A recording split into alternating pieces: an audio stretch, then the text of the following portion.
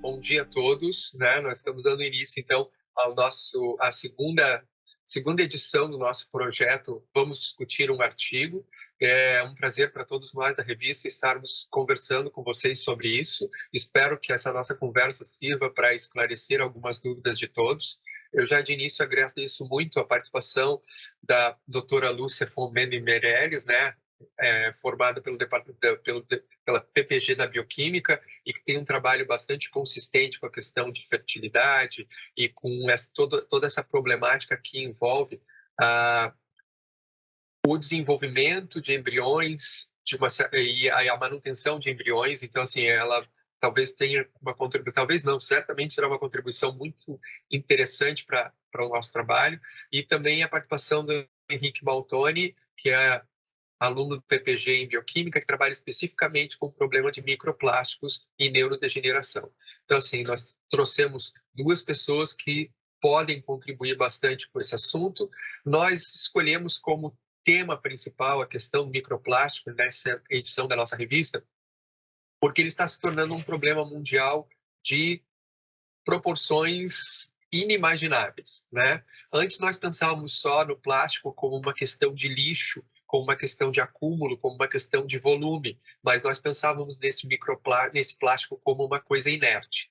Hoje em dia nós sabemos que não, que esse plástico, em função da ação solar, em função da ação mecânica, ele se transforma em microplásticos, ou seja, pequenos fragmentos que se espalham pelo ambiente. Esses fragmentos são reabsorvidos pelas formas vivas, né? São reabsorvidos por plantas, são reabsorvidos por animais, e eles acabam, de uma certa maneira, comprometendo o funcionamento e a vida das formas de vida do planeta. Saiu recentemente um artigo que falava que a cada 3 minutos, uma pessoa morre em função de microplásticos no mundo. E essa morte, ela se dá ou pela poluição, ou por agentes associados, ou por potencialização de agentes tóxicos, por aborto. É uma série de problemas associados a essa entrada do microplástico no sistema biológico. Então, eu fiz essa pequena introdução só para a gente ter uma ideia da dimensão do problema que nós estamos discutindo. Esse assunto está muito melhor explicado de uma maneira muito mais detalhada na revista, né? E eu espero que todos vocês tenham o prazer de ler. Nossa próxima edição está dedicada a isso. Existem algumas tentativas de reverter esse problema, sim, inclusive usando organismos modificados, tanto bactérias como alguns animais chamados minhocas do bem, mas que na verdade são larvas de insetos, que estão sendo treinadas ou sendo desenvolvidas para se alimentar desse plástico. No entanto, a gente não consegue ainda ter um destino para isso, porque são toneladas e toneladas e toneladas jogadas na natureza. Então, com isso, eu deixo aí aberto para que a gente comece esse assunto. Eu pediria que tanto a Lúcia como o Henrique se apresentassem um pouco e falassem um pouco do que eles acham desse problema e que a gente possa começar a nossa conversa. Acho que começamos com a Lúcia por uma questão de, de educação, né? Então, Lúcia, muito obrigado por ter aceitado nosso convite e gostaríamos de ouvir um pouco o que você tem para falar sobre esse assunto. Obrigada, professor Zé, obrigada a toda a equipe pelo convite, né? Acho super importante a gente divulgar a ciência desse jeito, né? E mais legal ainda com pessoas de áreas diferentes. Esse problema é desesperador, né? Porque a sociedade, de uma hora para outra, nós somos engolidos pelo plástico, né? Essa é a verdade. E ele veio como uma forma de resolver problemas, né? O plástico, no momento que ele se tornou barato, né, economicamente, a gente teve muitas facilidades nas nossas vidas, né? Principalmente na indústria. Só que o problema é que, justamente por ter sido uma evolução muito rápida do uso desse material, a gente não sabe até hoje quais os impactos disso, né? Agora vocês mesmos estudam isso, né, na questão neurológica, estão vendo um pouco disso, mas muita coisa a gente não tem ideia ainda, né, do que vai acontecer. E o problema é que, mesmo antes da gente fazer ideia, a gente não tem muito mais como solucionar isso, né, justamente porque o plástico e o microplástico tá em todos os lugares, né, tá no oceano, tá na natureza, tá em nós, né. Acho que primeiro saiu artigos falando da presença do microplástico no leite materno e agora essa questão da placenta. Começando a falar sobre o artigo, primeiro eu queria só reforçar que eu achei parece muito consistente esse artigo, né? O jeito que eles fizeram as análises, até coisas que eu não tinha me dado conta quando eu comecei a ler, de livrar o ambiente hospitalar, a sala de cirurgia do microplástico, do plástico, né? Antes de fazer a coleta da placenta.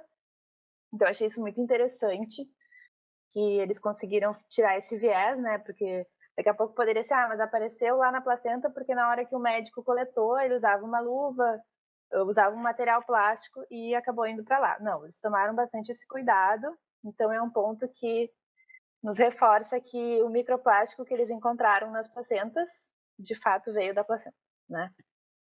Outra questão é que, mesmo com o N baixo, eles acharam microplástico em quase todas as amostras, né? Acho que isso é um ponto para a gente se preocupar um pouco mais.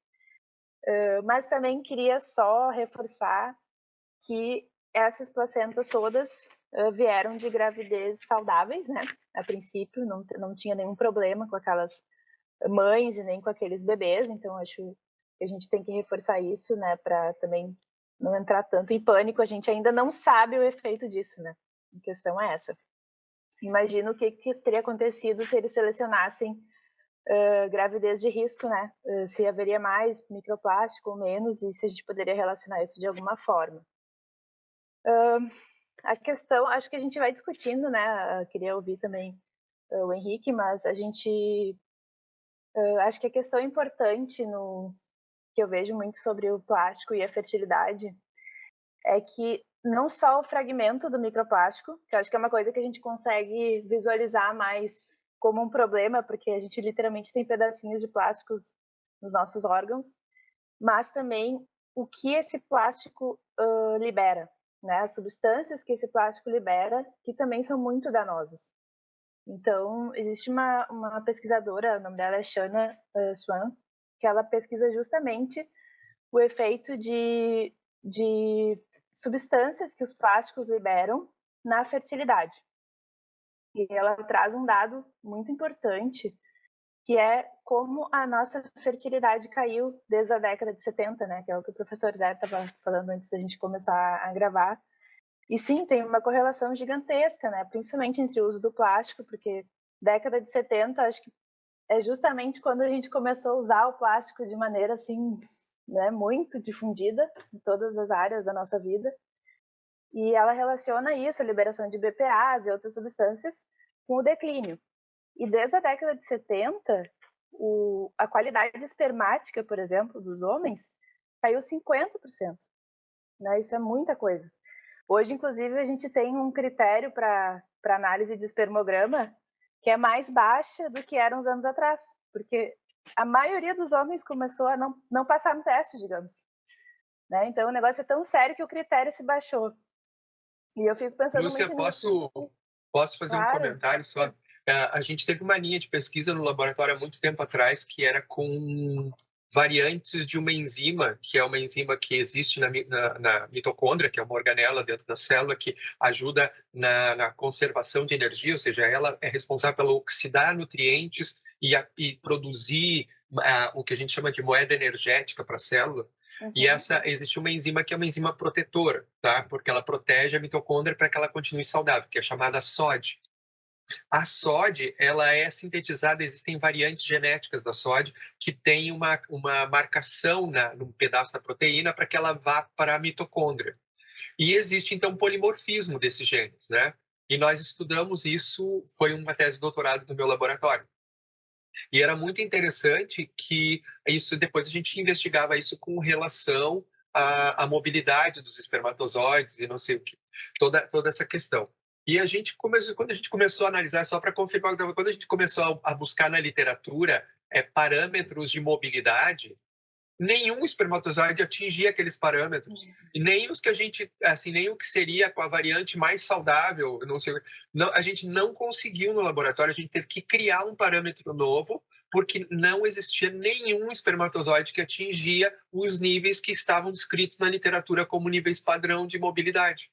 Uhum. E aí eu brigava com o meu aluno de doutorado, dizendo, não, tu está coletando mal, isso aqui está errado, tu não está conservando esses negócios do jeito certo. Ele disse, professor, isso é recém-coletado, não foi conservado. E a gente, na época, nós fizemos uma abordagem muito grande, nós usávamos mais de 200 doadores, né? Então, assim, porque nós precisávamos achar variantes polimórficas, então nós precisávamos, no mínimo, 80 de cada variante. Então, assim, nós tínhamos um número enorme de doadores, e a gente não conseguiu dar amostras em Porto Alegre, nenhum que atingisse os parâmetros que se dizia que eram os parâmetros normais. Só confirmando a tua colocação. É exatamente isso.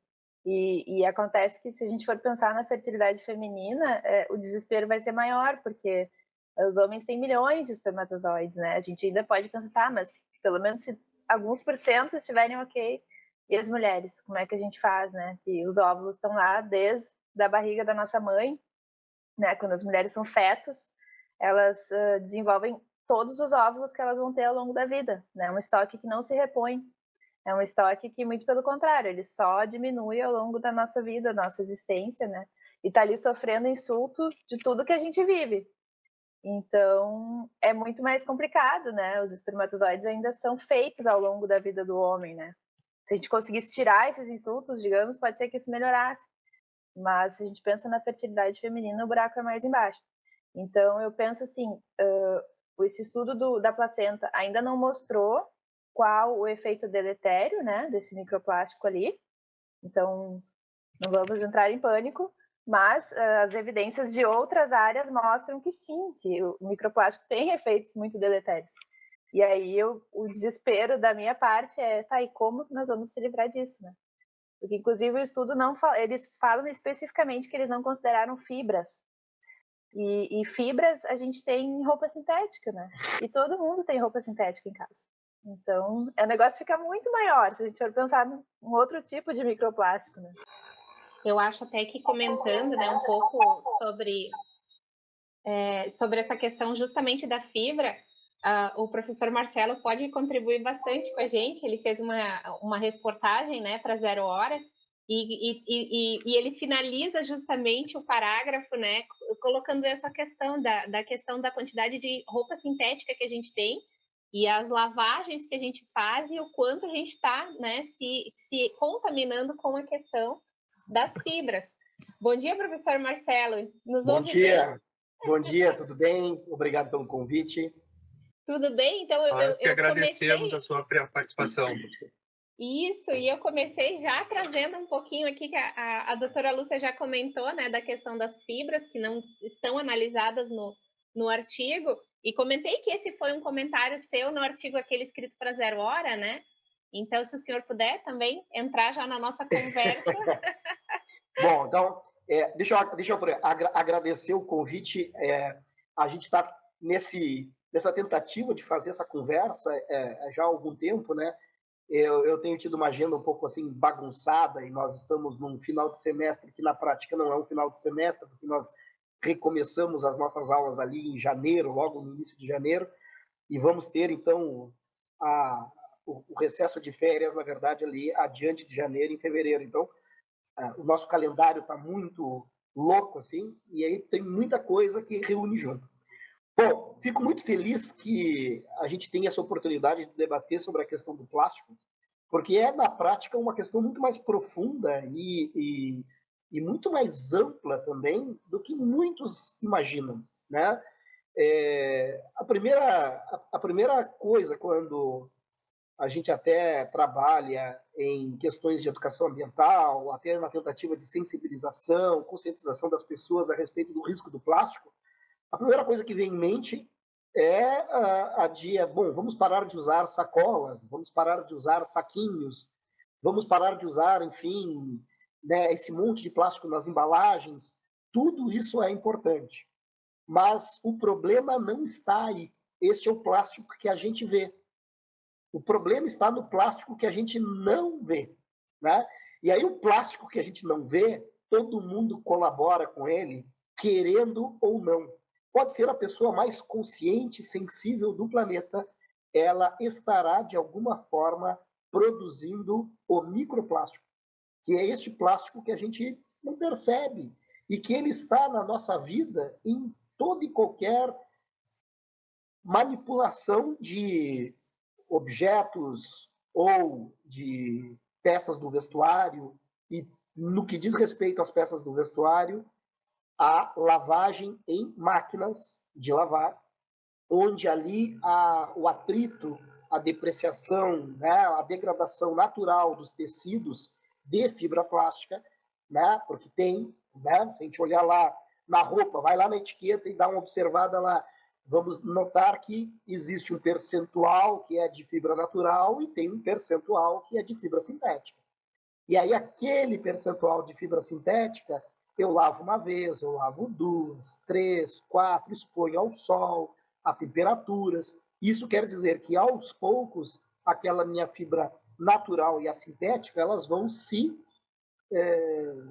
degradando, vão se desprendendo da minha peça do vestuário. E isso vai parar na água da lavagem, que vai parar na rede de esgoto, que vai parar na estação de tratamento quando existe. Infelizmente, não é, né, uma habilidade brasileira tratar efluentes, mas mesmo que fosse um tratamento eficiente, dificilmente essa fibra seria retida como um todo, vai parar no corpo hídrico e vai parar em algum momento no corpo oceânico. Até lá, né, já se contaminou muita coisa pelo caminho.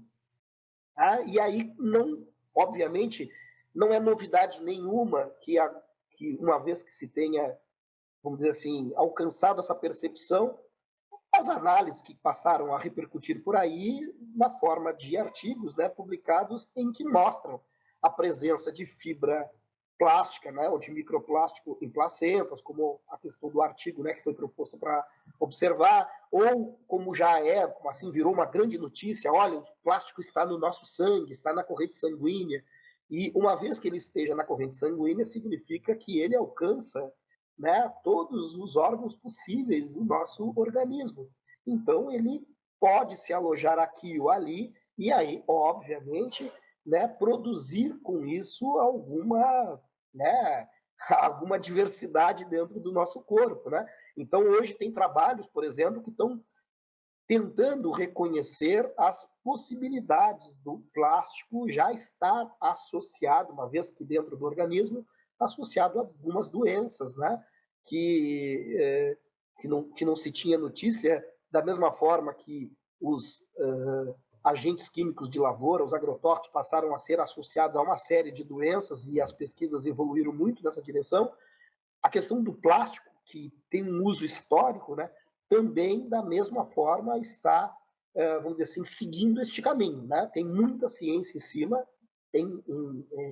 na tentativa de estudar o microplástico, estudar os efeitos do microplástico, seja na biota, né, seja, inclusive, nos processos ecossistêmicos, que tem muito processo que acaba sendo atrapalhado por conta disso, seja na saúde humana, né, onde as coisas estão mais evoluídas aí.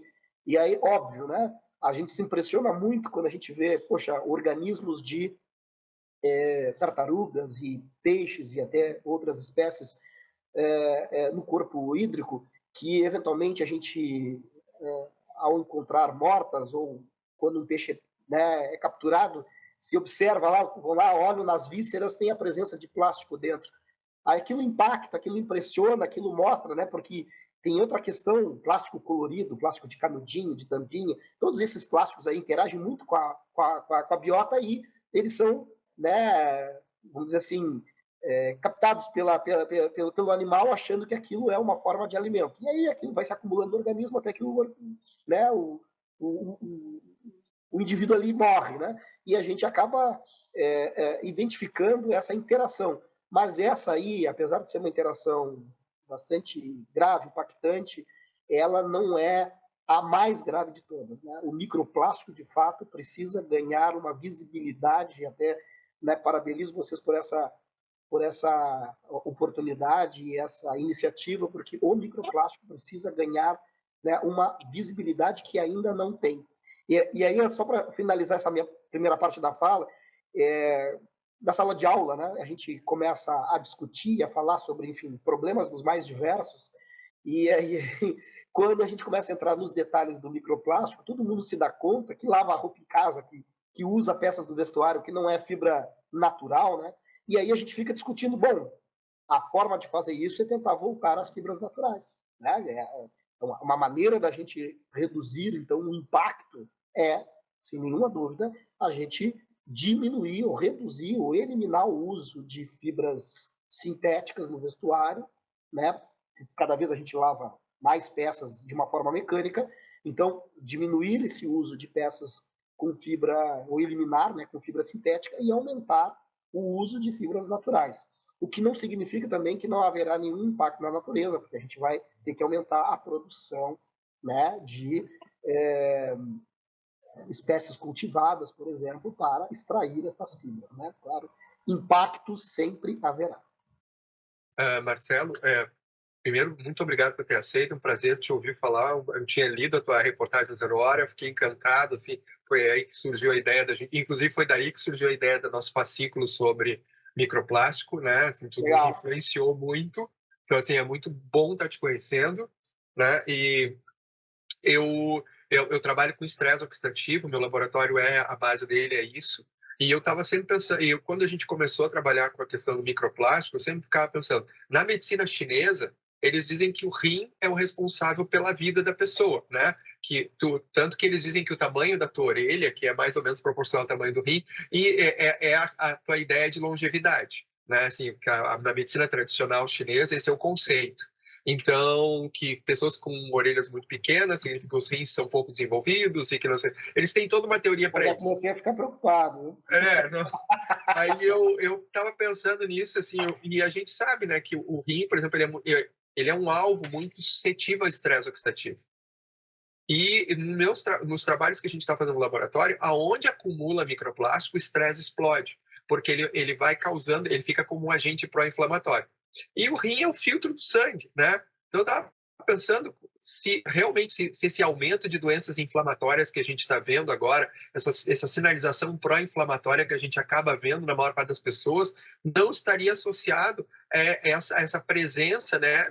Essa sobrecarga renal, porque é uma sobrecarga, né? O rim, ele bem ou mal, ele vai ser onde esses negócios vão parar, né? Porque é bem interessante a gente começar a associar essas ideias, né? Então, sabe que com colegas assim, não é minha especialidade, né?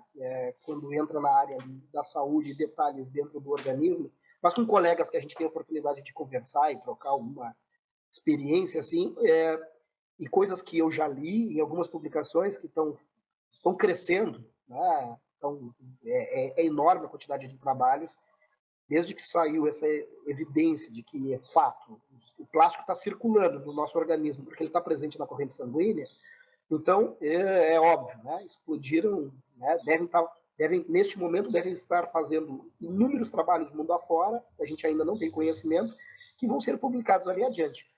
Agora, o que alguns colegas meus mais entendidos reconhecem é que é muito difícil separar, né? É muito difícil conseguir, de fato, dar uma indicação positiva, né, de que, por exemplo, tu citou a questão do processo inflamatório, né? E aí vamos imaginar no rim, como de fato é um órgão responsável por fazer o grande filtro, mas seja no rim ou seja em qualquer outro órgão, apesar do plástico existir a suspeita de que ele de fato está associado a muitas coisas que estão acontecendo diferentes, existe a suspeita de que ele não esteja agindo sozinho, né? Então, o rim ele é alvo do plástico e é alvo de muitas outras coisas que hoje em dia nós consumimos. Então, a dificuldade está hoje em conseguir detectar onde efetivamente o plástico ou qualquer outro agente estranho que uma vez esteja presente no organismo, que isso esteja de fato fazendo, né, associando de fato, né, sobremaneira aquele organismo, alterando e gerando algum tipo de doença ou distúrbio.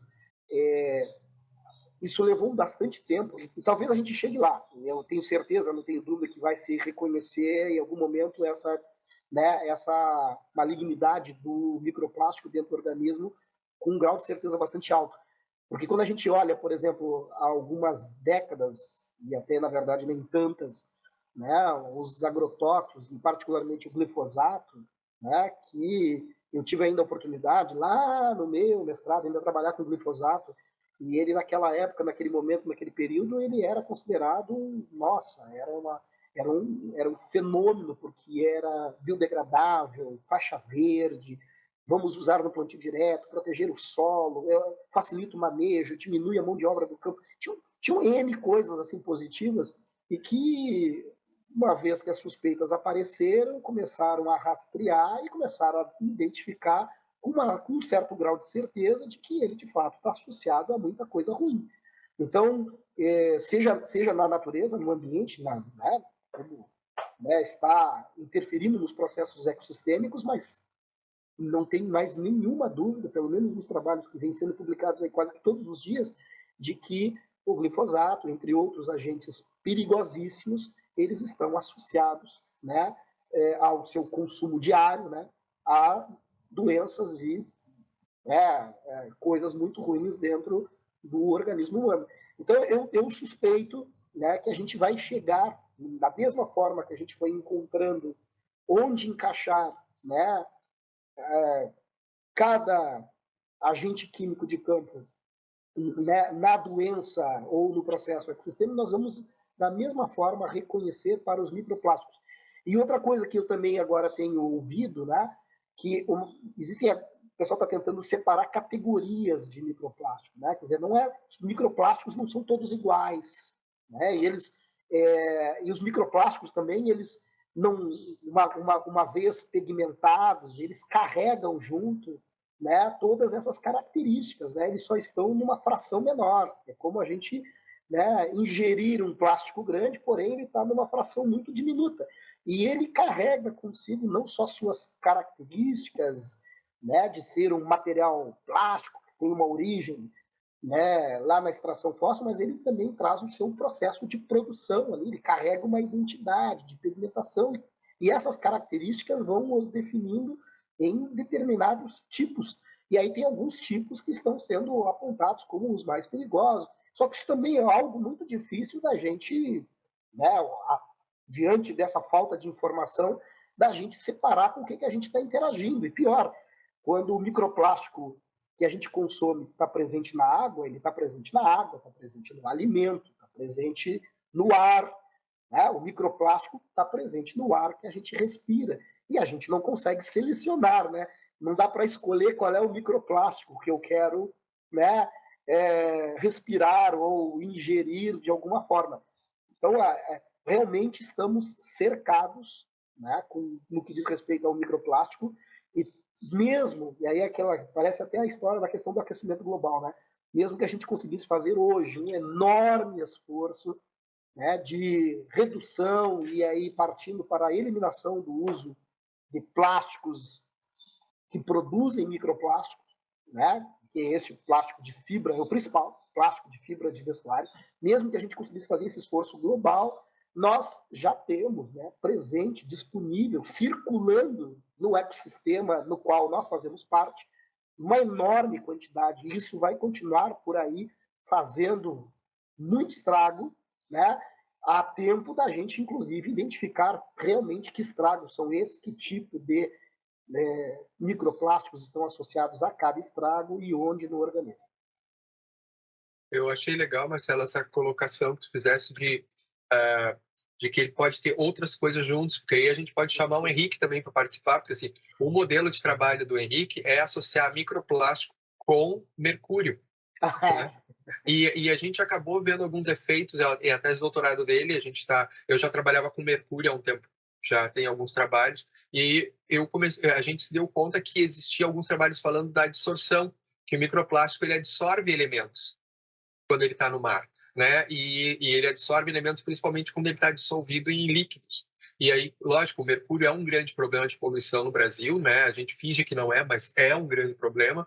E ele é transgeracional, né? Ele vai de uma geração para outra. Também já é um trabalho que a gente tem no laboratório, que a gente dá mercúrio para ratas e vê o efeito nas netas, né? Que não chegaram nem perto do mercúrio. E aí a gente decidiu juntar com o microplástico. Não sei se o Henrique pode falar um pouco do trabalho dele também, e aí a gente vai trazendo esses assuntos para a nossa conversa. Posso, claro, com certeza, Zé. Primeiro, agradecer o convite da equipe, né, por participar. Agradecer também as colocações da Lúcia e do Marcelo, né, acho que são muito importantes. E eu, como biólogo, querendo ou não, olhei diretamente para esses dois problemas, primeiramente, né, como o microplástico sendo um problema tanto ambiental e ecológico, foi esse primeiro momento dele. E hoje a gente está vendo que ele também é um problema de saúde, né, querendo ou não. E agora, recentemente, escrevendo o artigo que vai sair junto nessa edição da revista, eu também estou conseguindo ver que ele é um problema social, porque não é de interesse que se pare de produzir plástico, né? Porque justamente como o Marcelo falou, ele vem dessa produção do petróleo, que é uma indústria muito forte, né? A gente sabe disso. E que é algo que afeta muitas populações, geralmente de baixa renda, né? Que a gente sabe que certamente não vai deixar de existir do dia para a noite. Mas tem alguns países, principalmente na Índia, né, essa questão de absorção de outros metais e de alguns organismos possivelmente patogênicos que estão muito associados com o plástico, que foi muito explorado na Índia. E, de fato, a Índia, assim, está sendo, de certo modo, uma vanguarda na proibição do uso de plásticos, principalmente no uso de plásticos únicos, né, que são principalmente voltados para o alimento. Mas a nossa ideia com o trabalho, justamente pelo mercúrio já ser uma linha de pesquisa de muito tempo do professor Zé, e a gente saber que no Brasil existe essa contaminação há tanto tempo, foi unir essas duas coisas, principalmente com alguns artigos que a gente achou, e ver se esse efeito seria potencializado de alguma maneira dentro do organismo, né? E, de fato, a gente vê algumas coisas relativas ao estresse oxidativo, à inflamação, e é difícil a gente associar justamente qual está sendo a causa dele, né? Se tem outras coisas influenciando o plástico ou não. E era essa a ideia do nosso projeto, do meu projeto de doutorado, né? Principalmente, sim, desenvolver essa coexposição entre dois contaminantes importantes que estão aí no ambiente e que a gente sabe que está afetando diferentes populações. Eu acho bem interessante porque a gente às vezes esquece, né, que, assim, ou não fala muito sobre essa questão do mercúrio e do caso do mercúrio e do plástico, mas, lógico, junto com o plástico a gente também tem esses outros micro-organismos, né, que acabam convivendo nesse ambiente que tem o plástico e isso acaba, de uma certa maneira, modulando a permeabilidade do intestino e a gente tem uma entrada, então, de indivíduos patológicos ou patogênicos, aí, depende de como a gente quer chamar, para dentro do nosso organismo também. Então, assim, essa complicação que a gente está tendo do plástico, né? Acho que foi muito bem colocado pelo professor Marcelo, e a Lúcia também tinha colocado isso antes, a gente não tem ainda a ideia de todo o desenvolvimento. Existem alguns dados que a gente pode associar, e são simplesmente estatísticas de associação, entre o aumento do uso de plástico e alguns problemas como fertilidade humana, como aumento de Alzheimer, aumento de Parkinson, aumento de doenças inflamatórias, e a gente sabe dos desenvolvimentos disso do trato digestório. A gente sabe, por exemplo, agora com esse artigo que achou a deposição de plásticos na placenta, a gente não sabe os efeitos disso atualmente, mas a gente sabe, né, que tudo que acontece durante o desenvolvimento do feto tem uma consequência na vida adulta. Né? A gente sabe, por exemplo, que, como foi colocado antes, que os óvulos da mulher eles são gerados durante a fase fetal. Imagina se a gente começar a buscar e começar a achar, então, ali no ovário, achar nos tecidos do entorno, deposição de microplástico, porque a gente sabe do estresse associado a isso. Então, acho que são focos que, apesar de serem focos novos de pesquisa, é um mundo que está se desdobrando, porque a gente não olhava para isso. Né? Eu acho que a gente está olhando para isso agora e talvez olhando com uma maneira crítica, isso vai permitir que a gente descubra coisas que talvez a gente não gostasse de ver. Né? E tem outra questão, né, Zé? Se é para assustar, a placenta é um órgão que se desenvolve em 9 meses, 10 meses, né, 40 semanas. O que acontece? Qual a quantidade de microplástico nos outros órgãos que a gente está a vida toda expondo? Né? Eu fiquei pensando muito nisso, assim. Se não encontrassem na placenta, eu ia achar, ok, é muito rápido, né? 9 meses não é nada. Mas o que vai acontecer com os outros órgãos, né? A gente com certeza está dominado por isso, né?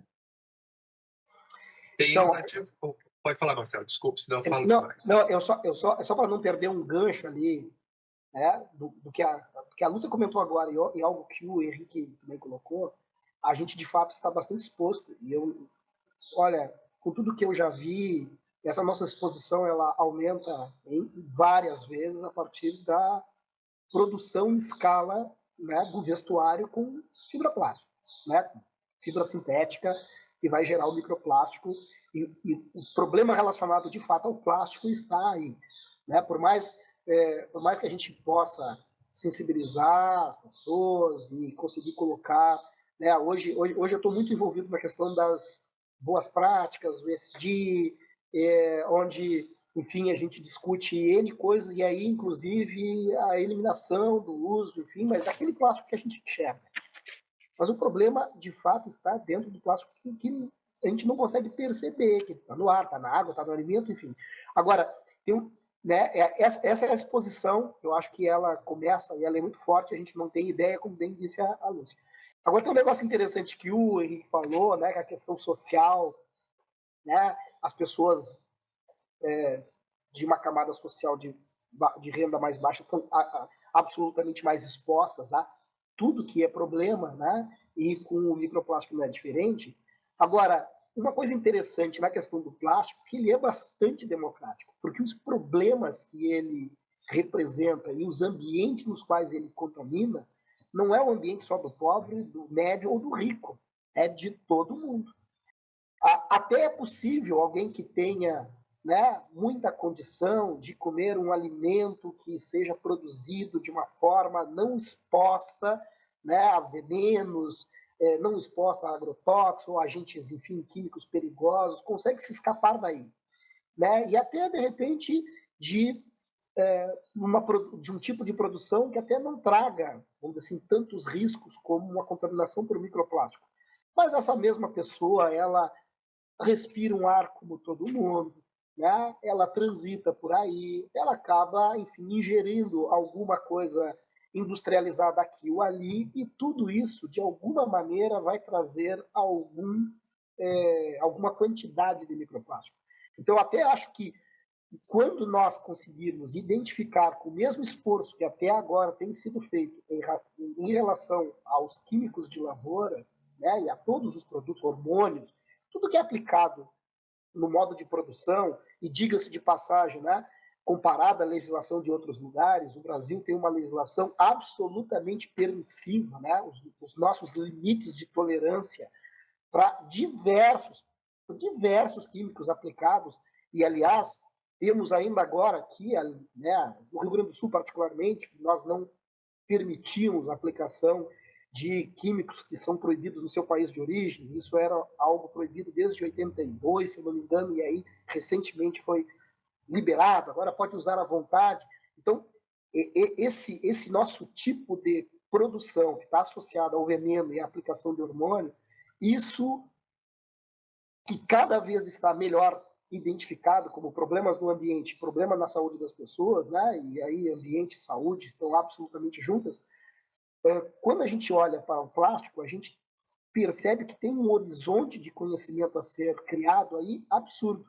E que quando a gente evoluir da mesma forma que a gente está hoje em relação aos agrotóxicos, eu não tenho dúvida de que a gente vai chegar a um outro nível de percepção, né? Muito, muito maior do que se tem agora. E aí, claro, né, a gente vai também perceber que não é um problema só de uma classe social mais baixa, é um problema que está em todo mundo e atinge todo mundo, independente da renda. O fato de ser água, né? Todo mundo precisa, no mínimo, tomar banho. Então, assim, ó, você está exposto a isso, nem que seja na hora que você vai tomar banho. Você pode só beber a água de geleira, tudo bem. Mas mesmo assim, na hora que você vai tomar banho, ou na hora que você vai comer no restaurante, aquela comida foi feita com uma água de torneira. Okay. Pode ser. E o filtro não adianta de nada, pelo que a gente andou vendo. A filtragem comum não segura de... Então, assim, não existe como eu me considerar livre desse problema, né? Uma vez que eu estou no planeta Terra, eu estou exposto. Né, Zé? E nem a água de geleira mais, né? E nem a água de geleira, esqueci daquele artigo. Tem artigo mostrando que até as águas mais puras de geleira também já estão contaminadas por causa do ar, né? As neves já caindo, né, na Antártida com microplástico, então. Isso. Então é isso que eu ia te comentar agora. Na verdade, assim, as geleiras, elas não, né? Ela continuam sendo formadas, né? Apesar dos desgelos, nós temos os congelos. E aí os congelos, eles estão sendo formados com ar contaminado. E não só com plástico, né? Com partículas de tudo que é coisa. Está no ar, precipitou, está lá junto, vai ficar no registro geológico, né?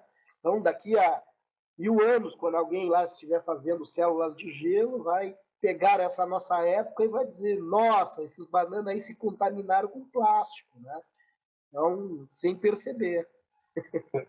Não, é um problema assim, eu fui entrando nesse mundo do microplástico aos poucos, ali com os trabalhos do laboratório, e conforme a gente vai entrando, a gente vai ficando meio que aqueles caras meio louquinhos que ficam com a placa, né? O fim do mundo, é o fim do mundo. Porque é uma coisa que vai te trazendo uma sensação de desespero, porque parece que não tem solução, né? Eu estava pensando agora, tu estava falando de vamos trocar todas as fibras por fibras orgânicas.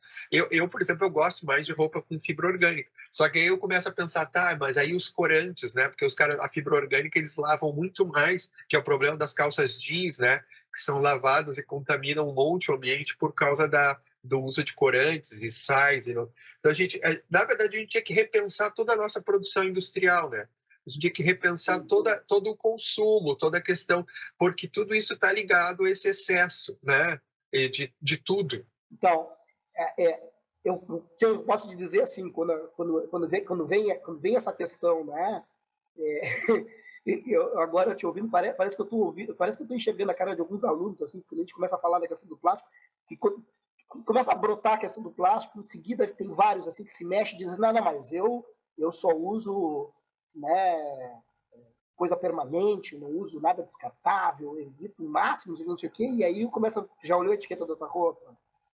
E aí o cara começa já a perceber que tu lava a tua roupa numa máquina de lavar, e aí lavo, então tu lava com muita frequência, tu expõe ao sol, e aí a pessoa começa a perceber que tu está contribuindo com o microplástico, está contribuindo da pior forma, como todo mundo está. E aí a pessoa fica assim, nossa, mas então o que eu posso fazer? Bom, tá, vamos para as fibras orgânicas. E aí é muito bem como tu colocou. Nós vamos ter os problemas de corante, tá, poderíamos resolver com corantes naturais, ou coisa assim do tipo, mas tu vai ter outras questões envolvidas no processo de produção que são tão graves quanto, né? É óbvio que a gente teria que aumentar expressivamente a área de produção de fibra para poder atender uma demanda, né? A gente não se livra do petróleo ou não se livra do uso, né, dessa matéria fóssil, né, só porque a gente não quer, porque é uma indústria dominante. Não é só por isso, né? É porque realmente há uma dependência do nosso estilo de vida, e particularmente da nossa forma de relação com a natureza, que está baseada nisso, né? E agora mudar tudo isso, e aí, claro, a gente discute isso muito em sustentabilidade, desenvolvimento sustentável, produção com viés de boas práticas, e a gente percebe que a gente consegue avançar até certo ponto, mas tem coisas que dependem de mudanças que estão para além da apenas a boa intenção, né? São mudanças que são estruturais, né? Mudanças que vão mudar o conjunto. E isso, obviamente, há resistências de todos os lados, e há também a nossa falta de capacidade de adaptação para esse novo tempo. Olha que a gente está aí, né, tentando encontrar uma forma ou outra, fazendo malabarismos para conseguir entender onde a gente deve se posicionar melhor para as mudanças climáticas, né? A emergência climática está aí batendo a nossa porta, que já é uma realidade climática. A gente sente numa cidade ou outra, né, que esse problema já chegou. Eu moro no sul do estado do Rio Grande do Sul, né, na cidade de Pelotas. Aqui, o padrão de chuvas está absolutamente diferente. Eu até fiz um gráfico, eu peguei assim, os últimos 50 anos, assim, aí fui juntando aquelas informações. Nossa, nós temos assim um padrão de chuva que está diferente, um padrão de vento que está diferente, um padrão de umidade que está diferente. Está tudo ficando diferente, né? Muito diferente. Isso influencia na safra. Agora, a gente nota que chove muito mais, a gente nota que chove muito mais e com muito mais força, a gente nota que venta mais e venta com mais força, e quando chega o momento de estiagem, quando ela rola com uma intensidade incrível. Então, falta água, depois tem excesso de água. É uma cidade, no caso de Pelotas, que está baseada em terrenos que são relativamente planos e baixos, que deveriam estar cumprindo um outro papel de absorção dessa água, né, como serviço ambiental, e a gente simplesmente está aterrando isso. E aí, claro, a cidade aqui ao lado, que é onde está a Universidade Federal do Rio Grande, que é onde eu atuo, que é a cidade do Rio Grande, é uma península que está dentro do estuário da Lagoa dos Patos, né, que está praticamente no nível da lagoa. Quando a gente começa a falar assim, olha, em algum momento o mar vai subir, ele vai começar uma escalada de subida, e isso já vem acontecendo, significa que em algum tempo a Península de Rio Grande vai estar sujeita ao alagamento, e é o centro da cidade. Mas o que a gente está fazendo hoje? Tem debate, tem discussão, tem iniciativa, tem alguma política? Nada. O silêncio é total.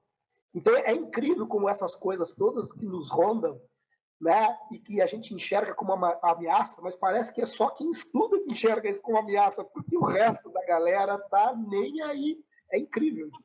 Parece aquele cenário daquele filme que há pouco tempo estava, acho que no né? Não olhe para cima. Todo mundo sabe que tem uma ameaça. É só fingir que não está vendo, que ela não vai te atingir, né? É o pensamento avestruz, né?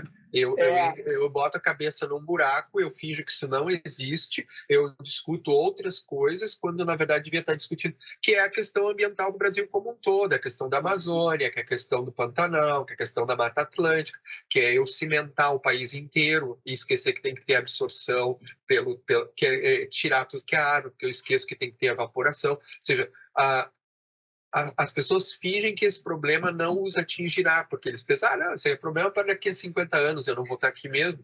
Então, quem se vira e quem vem depois. Só que não tem solução depois, né? A solução do depois é o que eu estou fazendo agora. Isso. Inclusive, esse teu comentário do filme, eu fiz uma postagem no Instagram um tempo atrás, eu fiz uma colagem lá que eu me botei ali, né? Aqui eu tenho uma briga muito grande na cidade de Pelotas em relação à falta de tratamento de esgoto, a falta de saneamento, a péssima condição da drenagem e tal.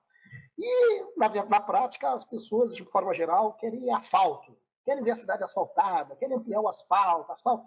Asfalto é petróleo no chão. Asfalto degrada. Asfalto vira microplástico. Né? E aí, vamos asfaltar a beira da lagoa, e vamos asfaltar as ruas todas da cidade. Esse volume imenso de asfalto tem uma consequência, que é contaminar todo mundo. Todo mundo. Não há exceção. Né? É o rico que mora aqui, é o pobre que mora aqui, todo mundo. O cara vai lá passar com o seu carro, lá, ele vai passar com o seu carro. Aliás, o seu carro que está ali queimando monóxido, mas o seu carro que também tem pneu. Né? O carro que também tem pneu que tem borracha, que vai desgastar e que vai produzir microplástico. E assim a coisa vai. Isso está nos rondando de uma forma que é difícil de escapar. Né? Está no ar, está na água, está na comida, em todo lugar. Eu acho que talvez, pensando numa possível solução, né? A gente está tão entremeado na nossa sociedade, na nossa vida já, que talvez o objetivo melhor seja um equilíbrio, né? Porque, por exemplo, eu acredito muito que a presença do plástico em muitas esferas da sociedade, ela melhorou muita coisa. Por exemplo, no próprio artigo eles dizem, para coletar, a gente tirou tudo que era de plástico da sala de cirurgia. Eu tenho certeza que muitos daqueles materiais de plástico são melhores e mais tecnológicos do que os que a gente tinha antes. Então, eu fico pensando, não tem como a gente substituir tudo, né? É impossível. A gente talvez vê isso no laboratório mesmo, né? Exato, né? Laboratório, quando a gente usa... de vidro, hoje em dia, parece meio longe da nossa realidade. E a contaminação estraga muita coisa, a gente vê isso, né? Então, no próprio laboratório, as coisas que a gente tem descartáveis são muito melhores, né? Naquele contexto, muitas vezes. E até essa questão da roupa, né? Eu tava pensando que eu fiz meu doutorado de sanduíche em Bruxelas, né? No meio do inverno. E lá eu cheguei e comprei um casaco de lã num brechó, casaco dos anos 70, tá? Fibra natural. E comprei também um daqueles de North Face, aquelas coisas bem poliéster, né? eu não usei o casaco de lã, porque o de poliéster é tão mais tecnológico, tão mais quente, tão mais leve, que é muito melhor. E aí até nisso a gente pensa, tá, mas assim, eu não preciso ter 5 casacos de poliéster, né? Eu posso ter um e usar ele por muitos anos. Eu acho que nem o Marcelo, desculpa te interromper, mas acho que não, vamos o lá. Marcelo disse assim, né, as atitudes individuais e sermos conscientes sobre isso é inevitável, mas também, Exato.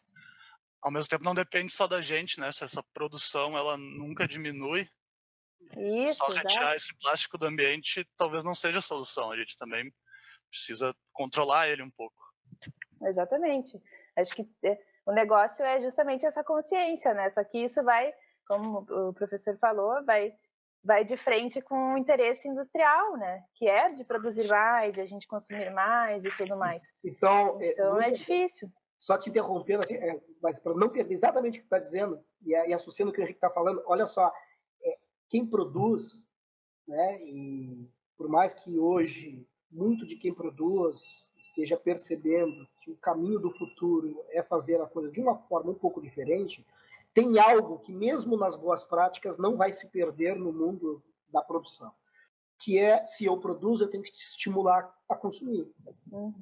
Eu tenho que te estimular a consumir. Se eu não te estimular a consumir, não tem muito sentido eu produzir, porque se eu vou produzir e não tiver consumidores, eu estou lascado. Agora, por outro lado, na medida que a consciência das pessoas, o esclarecimento toma conta, tu pode te opor a isso.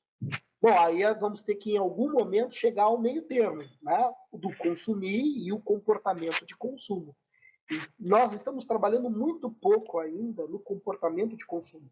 A gente está trabalhando bastante na questão da evolução de boas práticas, coisas mais sustentáveis dentro da produção e relacionamento, principalmente com a origem, procedência da matéria-prima, uma gestão mais responsável, um cuidado maior com aquele produto que tu produz. Beleza, responsabilidade. Até mesmo porque há investimento muito alto quando a gente está falando de corporações de bilhões. Agora, a gente está trabalhando pouquíssimo no comportamento de consumo. As pessoas que são impactadas todos os dias com a necessidade de consumir, elas precisam aprender a lidar com isso. Elas precisam, será que eu preciso de 2? Será que 1 não é suficiente? Hoje em dia, é uma coisa que demorou para... Poxa, como demorou para chegar isso no Brasil? Né? Será que não é muito melhor tu só assinar um carro se tu tem a necessidade de ter um carro? Para que comprar um carro? Né? Isso faz parte do comportamento de consumo. Né? E se tu vai assinar um carro, carro dentro das utilidades, dos teus interesses, necessidades, que seja. Mas nós não somos ensinados, em lugar algum, a ter um comportamento de consumo melhor. E é claro, né, já que nós não temos isso, a gente também pouco se interessa se a gente está produzindo ou não microplástico, a gente está consumindo ou não, se isso vai nos trazer algum problema de saúde. Inclusive, até eu lembrei, né, tem agora trabalhos publicados mais recentemente que o microplástico tem um efeito direto, né, e aí essa é talvez uma das primeiras associações de fato, que é com relação a alergias, né. Se vocês fizerem uma busca aí, dá um Google, como muitos aí gostam de fazer, dá um Google aí, busca aí associação do microplástico com alergias. Está rolando um monte de suspeita e trabalhos que já estão dizendo assim, olha, microplástico e alergia tem uma relação direta ali, ó, tá rolando, está acontecendo, tem muita coisa, né, que está associada ao microplástico, e a alergia já é uma das que talvez se possa apontar com uma certa certeza. Mas, claro que ainda as coisas vão evoluir muito. Mas eu fico lembrando, né, professora, aí, principalmente na FURG, né, que mar, tudo mais, o surto do canudinho no nariz da tartaruga, né, porque eu digo assim, surto, óbvio, acho que não, canudinho é uma coisa completamente sem sentido, não uso também, mas como a gente vê, como às vezes a divulgação, né, justamente isso que a gente está falando, talvez seja o caminho, né, porque as pessoas não entendem às vezes os malefícios que essas coisas têm. E o canudinho, gente, foi um surto generalizado, né, o McDonald's trocou, o McDonald's não tem mais canudo de plástico. O impacto foi tão grande, né, numa coisa que a gente sabe que não é o canudinho que vai, mas assim, é possível, né, é possível, assim, é um caminho difícil, mas eu acho que é possível educar as pessoas mesmo para entender essas coisas, né? Inclusive, pegou assim, a palavra certa, né, Luciano? Processo educacional, que talvez tenha que começar a entrar agora, parar desde cedo nas crianças, talvez ter essa consciência de que isso está aqui, isso está afetando todo mundo, e em alguma hora vai estourar esse problema, se é que já não aconteceu isso, né? Sabe que eu tenho colegas que são super, hiper, mega especialistas, né, pós-graduação e atuação direta, né, na educação ambiental. Nós temos na FURG, inclusive, um programa de pós-graduação, mestrado, doutorado em educação ambiental. Enfim. E tenho colegas meus de núcleo de pesquisa, de instituto, que tem essa formação e atuação direta nisso. Né? Agora, tem uma coisa que até eu gosto muito de dizer, assim, eu acho legal, muito lindo a educação ambiental, e ela, de fato, tem mais chance de sucesso quando a coisa começa dentro da escola, mas nós temos depois, né, um modelo, um sistema que nos corrompe ali adiante, né, e a gente acaba sendo, né, de alguma forma, sequestrado, né, por esta forma de fazer e agir. E aí tem uma coisa que eu digo assim, olha, a gente trabalha pouco a sensibilização, que é esse exemplo que tu deu ali, né, que pode mudar muitas atitudes, né, até de grandes corporações, quando tu tem assim algo que exponha demais, que ganhe espaço, mas isso cria sensibilidade, as pessoas se sensibilizam. E a sensibilização, quer dizer, a sensibilização com o risco que o veneno representa, né, é importante na produção de alimentos, dizem que tudo bem, mas essa importância ela tem uma repercussão enorme no ambiente e na saúde das pessoas. As pessoas precisam ser, no mínimo, sensíveis a isso.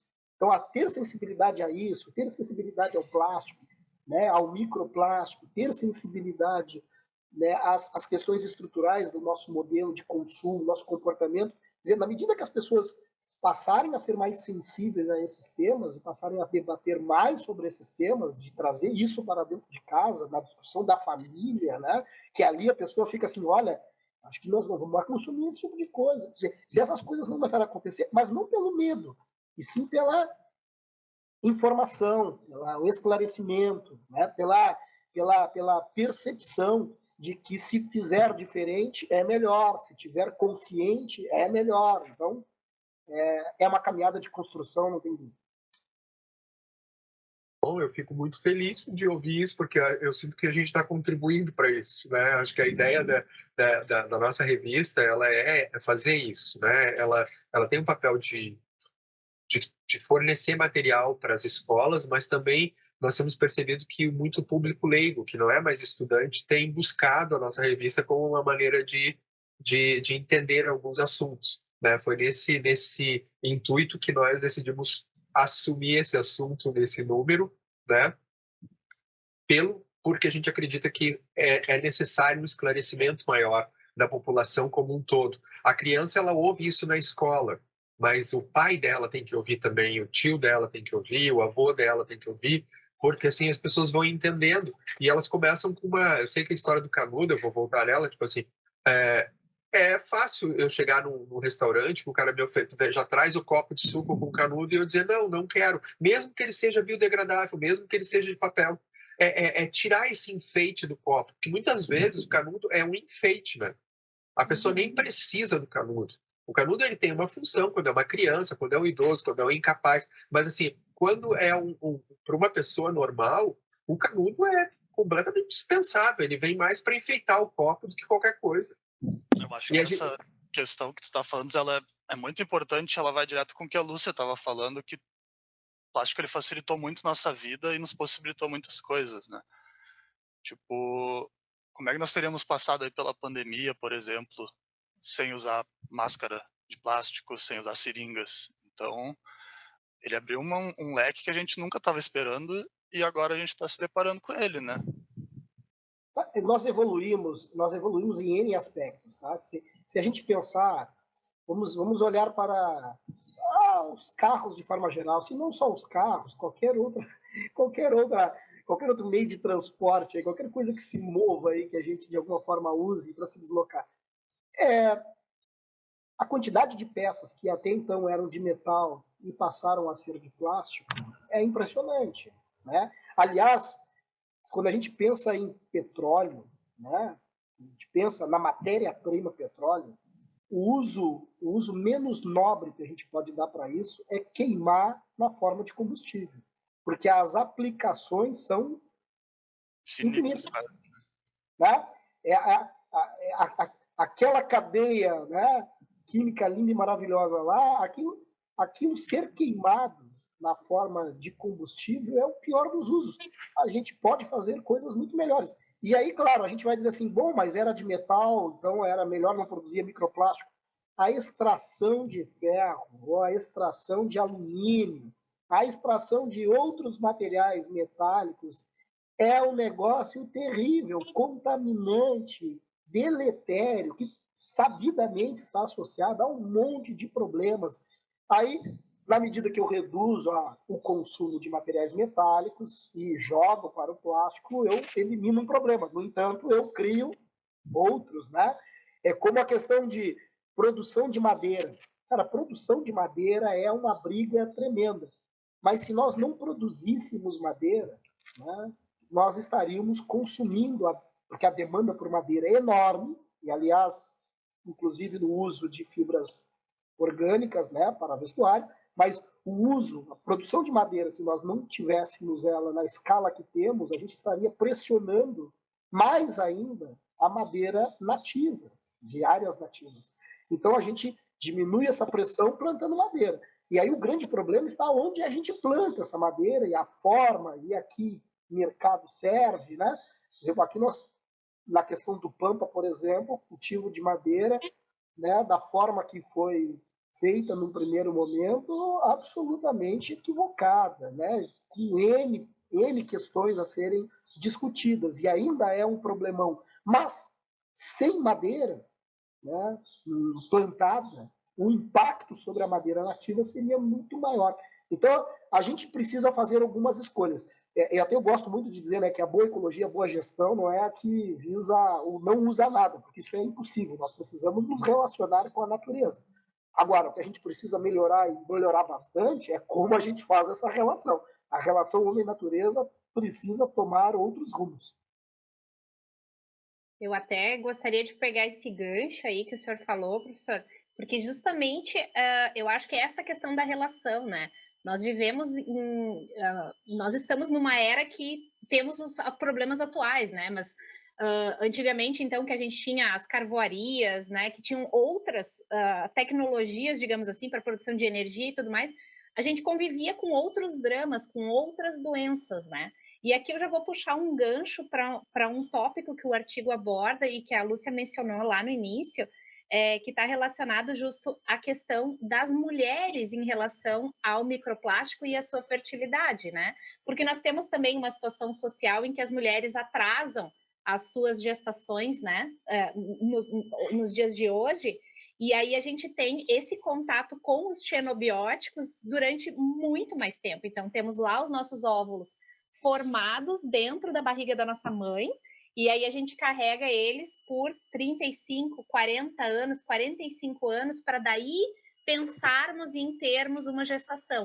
São 40 anos de uma geração que nasceu dentro da geração plástica. Tivemos Exatamente. contato desde o nosso nascimento, desde a nossa fralda, né, que hoje é descartável e feita de plástico, mas que era de algodão. Né, os nossos pais usaram fraldas de algodão. Então, a fibra natural que a gente tem essa questão, ela não tem como a gente trocar tudo e voltar. Não tem lavoura, não tem espaço de lavoura para a gente produzir algodão, juta e outras fibras, né? Então, assim, somos 8 bilhões, atingimos essa marca, somos 8 bilhões de pessoas no planeta. E como a gente consegue, né, gerir essas relações, né, com aquilo que nos favorece e também abordar, vamos pensar, né, na própria, o alimento fast food é maravilhoso, é prático, né, e tudo mais. Estamos tendo que conviver com epidemias de obesidade, de diabetes e tudo mais. Então, assim, cada geração tem o seu problema.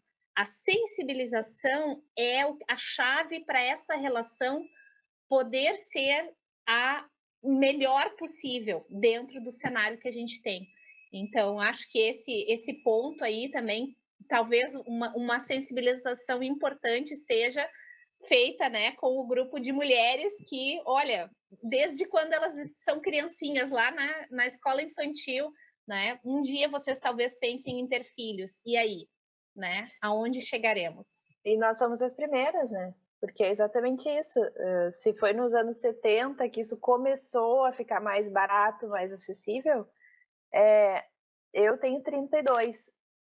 Eu não sei quantos anos tu tem, Mariana, mas é mais ou menos por aí. Nós somos as primeiras a nascer embebida em plástico, né? E isso vai... A gente não sabe o efeito que isso vai ter.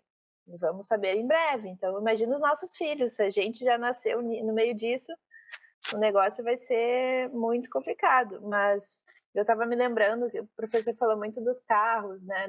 Do asfalto. E como é louco, como as coisas todas se conectam, né? Inclusive o planejamento urbano. E acho que toda essa nossa fala aqui a gente já pode concluir juntos que a crise é política, né? Obviamente. E eu estava lembrando da história de Amsterdã, né? Tem aquela questão maravilhosa das bicicletas e do trânsito, um trânsito muito mais saudável, né? Para as pessoas e para o ambiente. E eu estava me lembrando de uma reportagem que eu li que não foi nada fácil, né? Que a população de Amsterdã se revoltou seriamente quando foram impostas essas estruturas de cidade, né? Com ciclovias e tentar eliminar os carros. E eu acho que isso é um recado, para mim, eu vejo como uma coisa otimista, assim, porque a gente pensa, as pessoas não vão querer mudar. As pessoas nunca querem mudar. Nem sempre isso é uma coisa que vem, que ótimo, agora todo mundo para de consumir, né? Então, eu acho que tem esperança mesmo nessas coisas que parecem difíceis para nós, né? Ninguém vai querer diminuir seu consumo. Olha, às vezes com um pouco de política pública, a gente consegue fazer algumas mudanças que podem parecer pequenas, mas são importantes, né? Eu vejo que nos últimos anos, em Porto Alegre mesmo, já surgiram mais ciclovias, né? Então, por exemplo, a gente não vai eliminar o plástico da indústria, tá? Mas e se a gente diminuir os carros, que é ruim para todo mundo? Quem é que gosta de ficar preso no trânsito, né? Se a gente conseguir diminuir um pouco o consumo das roupas, sabe? São coisas que, às vezes, é isso, pequenos pontos que podem fazer muita diferença, né? Da nossa vida. Bem colocado. Se nós tivéssemos um transporte público, né, robusto e baseado em energia limpa, né? Então já teria ali uma descarbonização enorme, né? Sem falar que a dispensa aí de, quem sabe, pneus, né? Do uso mais frequente de asfalto, coisa que valha, né? Então, obviamente, isso não tem como desassociar do planejamento urbano, das políticas públicas, né, da gestão, né, e da percepção e sensibilidade das pessoas, né? Essas coisas estão, né, muito, muito, muito, muito ligadas. Eu acho que a gente pode ir encaminhando para o encerramento, né? Vários assuntos surgiram, a vontade de ficar falando aqui um tempão, né? Eu acho que a gente repensa muito, por exemplo, eu estava pensando agora, tem alguns alunos que querem começar a fazer efeito de microplástico direto em célula, né? Aí eu me dou conta, as garrafinhas são de plástico, eu uso pipetas de plástico, e aí como é que eu vou conseguir tirar os efeitos, o viés do experimento, né? Voltaria para as placas de Petri de vidro. Eu acho que se eu falar isso, eles morrem, porque as placas de Petri de vidro dão um trabalhão que ninguém, só quem já trabalhou com elas tem ideia do que é. Eu também, que tem que lavar, não sei, é 1 milhão de processamento para ter e aí igual a água que eu vou levar está contaminada. Assim, é um viés que a gente vai ter que repensar bastante. Então, assim, eu acho que nós estamos vivendo num mundo de microplástico, né? E a gente vai ter que repensar, na verdade, o uso desse plástico. A gente vai ter que repensar através de uma estratégia enorme de educação, de políticas públicas e lembrar que, assim, 8 bilhões de pessoas, mesmo fazendo pouco, fazem muito, né? Então, assim, mesmo que, assim, é uma coisa que a gente vai ter que ser. Eu agradeço muito, né, para o professor Marcelo, foi um grande prazer lhe conhecer, né? Muito obrigado mesmo. Nós lhe procuraremos mais vezes, pode ter certeza.